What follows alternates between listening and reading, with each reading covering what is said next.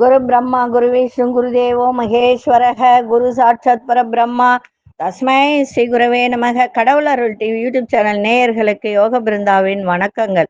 வாழ்வில் எல்லோரும் எல்லா வளமும் பெற்று வாழ வேண்டும். இன்னைக்கு ஒரு பதிவு என்ன அப்படின்னா, இப்ப சூரியன் சிம்மராசிக்குள் வரப்போகிறார். இன்னைக்கு ஆகஸ்ட் மாதம் 16ஆம் தேதி. நான் ஸ்ட்ரெயிட்டா பதிவுக்கே வந்துடுறேன். 16ஆம் தேதி அன்று சூரியன் தன் சொந்த ராசியான சிம்ம ராசிக்குள் பிரவேசம் ஆவார். அப்போ சனி பகவான் 7ஆம் இடத்துல இருக்கும்போது சமசப்தமாக பார்வை கிடைக்கும். சனி பிடித்த சூரியன் 3 ராசிகளுக்கு சிறப்பாக இருக்கும். சூரியன் மற்றும் 2 கிரகங்களும் பார்த்தீங்கன்னா 180 டிகிரியில அந்த இடைவெளியில் பயணம் செய்ய போகிறார்கள். 7வது வீட்டிற்கு செல்லும் பொழுது சமசப்தம யோகம் உருவாகும்.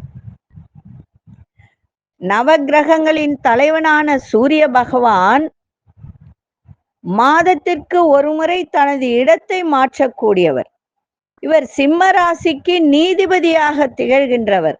ஒரு ராசியிலிருந்து மற்றொரு ராசிக்கு சூரிய பகவான் செல்லும் பொழுது தமிழ் மாதம் பிறக்கும். அதை வச்சு நீங்க கணக்கு வச்சுக்கலாம். நல்லா புரிஞ்சுக்கோங்க. சூரியன் எந்த ராசியில் இருக்கிறதோ அந்த ராசி தமிழ் மாதம். அது எந்த மாதம் தெரிஞ்சுக்கலாம். மேஷம் சித்திரை, அதுல இருந்து அப்படியே கணக்கு வச்சுக்கோங்க. சரிங்களா? தெரியாதவங்க தெரிஞ்சுக்கோங்க. அப்ப சூரியன் எந்த மாதம் வரும்? ஆவணி மாதம் வரும் இல்லைங்களா? அப்ப நவகிரகங்களில் உச்ச அதிகாரம் கொண்ட கிரகம் யார் என்றால் சூரிய பகவான். இந்த சூரியன் ஆகஸ்ட் மாதம் 16ஆம் தேதி அவருடைய சொந்தமான ராசி சிம்ம ராசியில் நுழைந்து இருக்கும் இடத்திலேயே சனி சூரியன் 2 கிரகங்களும் இடைவெளியில் 180 டிகிரி இடைவெளியில் பயணம் செய்ய போகின்றனர். அவர் இருவரும் 7வது வீட்டிற்கு செல்லும் பொழுது சமசப்தம யோகம் உருவாக உள்ளது.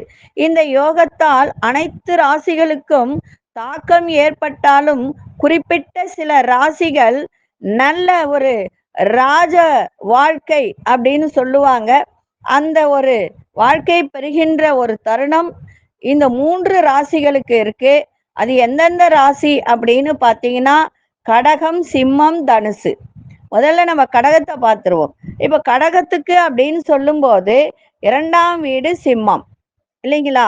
அப்போ 2ஆம் வீடு சிம்மம் அப்படின்னு சொல்லும் போது கடகராசிக்கு 7க்கும் 8க்கும் அதிபதியானவர் சனி பகவான்.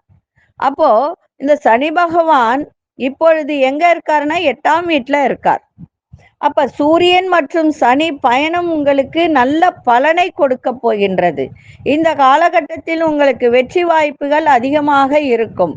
புதிய முதலீடுகள் நல்ல லாபத்தை பெற்றுத்தரும். வேலை செய்யும் இடத்தில் பதவி மற்றும் சம்பள உயர்வு கிடைக்கும். அதே மாதிரி உங்களுக்கு மேல் அதிகாரிகள் இருந்தால் அவர்கள் உங்களுக்கு சாதகமாக செயல்படுவார்கள். சொத்து மதிப்பு அதிகரிப்பதற்கான வாய்ப்புகள் அதிகம் உண்டு. பண வரவுல எந்த குறையும் இருக்காது. அதிர்ஷ்டத்தின் ஆதரவு உங்களுக்கு முழுமையாக கிடைக்கும். உண்மையான ஒரு மகிழ்ச்சி உங்களை தேடி வரக்கூடிய ஒரு தருணம் இந்த ஒரு சூரியனுடைய பெயர்ச்சி உங்களுக்கு கொடுக்க போகிறது. சூரிய பகவானை வணங்குங்கள். நன்றி, வணக்கம். அடுத்தது சிம்மராசி.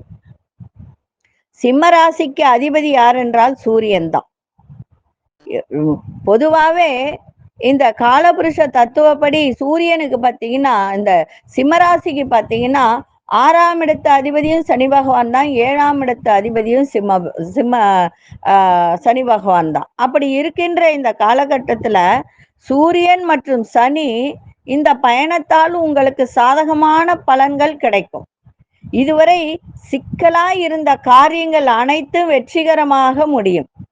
வேலையில இருந்து வந்த சம்பந்தப்பட்ட சிக்கல்கள் அனைத்தும் முடிவுக்கு வரும். இப்ப 10ல குரு இருக்கு.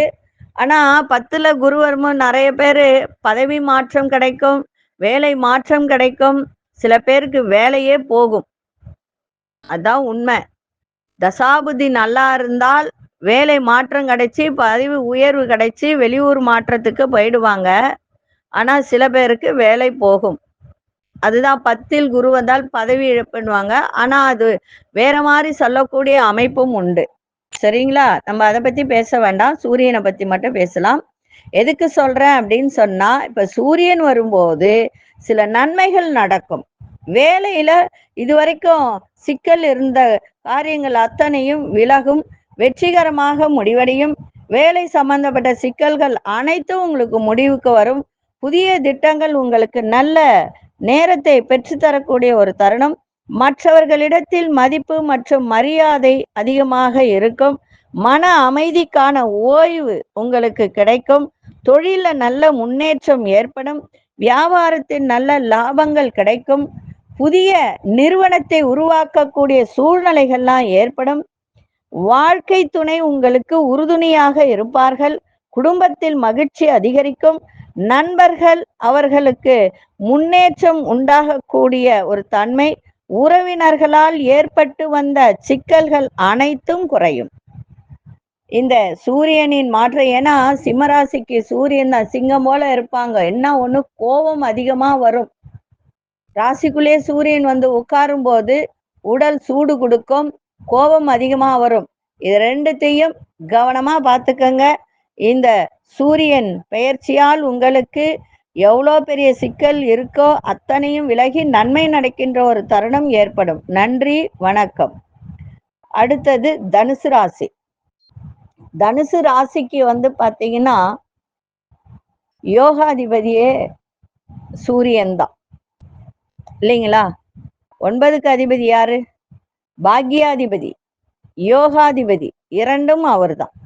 அப்படி இருக்கும்போது 9வது வீட்டில் சூரியனும் 3வது வீட்டில் சனியும் சஞ்சாரம் செய்ய உள்ளனர் இல்லைங்களா? 3வது வீட்டுல சனி பகவான் இருக்கா. 3ல் சனி இருந்தால் நன்மைதான்.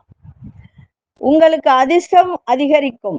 அனைத்து முயற்சிகளும் வெற்றி கிடைக்கும். ஆனா தனுசு ராசிக்காரங்க பொதுவாகவே ஒரு 10-12 வருஷமா நிறைய கஷ்டப்பட்டுட்டாங்க வாழ்க்கையில. சில பேர் சொத்தெல்லாம் இழந்துட்டாங்க.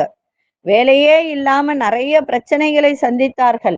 இப்பதான் கொஞ்சம் கொஞ்சமா கடன் சார்ந்த பிரச்சனை இதெல்லாம் கொஞ்சம் விலகி வந்துட்டு இருக்காங்க.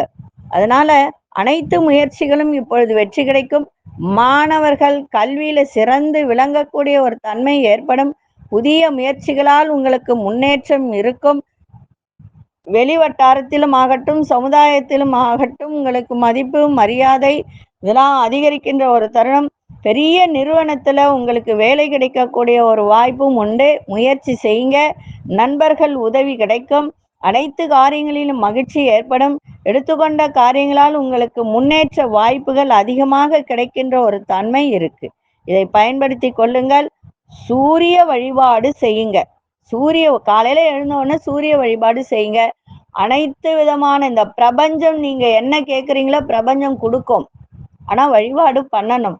சில பேர் 10 மணி தான் எழுந்துப்பாங்க. தனுசு ராசிக்காரெல்லாம் கொஞ்சம் லேசியானவங்க, வேற ஒன்றும் கிடையாது. அவங்க சுறுசுறுப்பா இருந்தாங்கன்னா வாழ்க்கையில நல்ல முன்னேற்றத்தை எதிர்பார்க்கலாம். நன்றி, வணக்கம். யோக பிருந்தாவின் வாழ்த்துக்கள். கடவுள் அருள் டிவியை பார்த்தமைக்க நன்றிகள். மேலும் இது போன்ற தகவல்களை தெரிந்து கொள்ள கடவுள் அருள் டிவியை சப்ஸ்கிரைப் செய்யுங்கள். மறக்காமல் பெல் ஐக்கானை கிளிக் செய்யுங்கள்.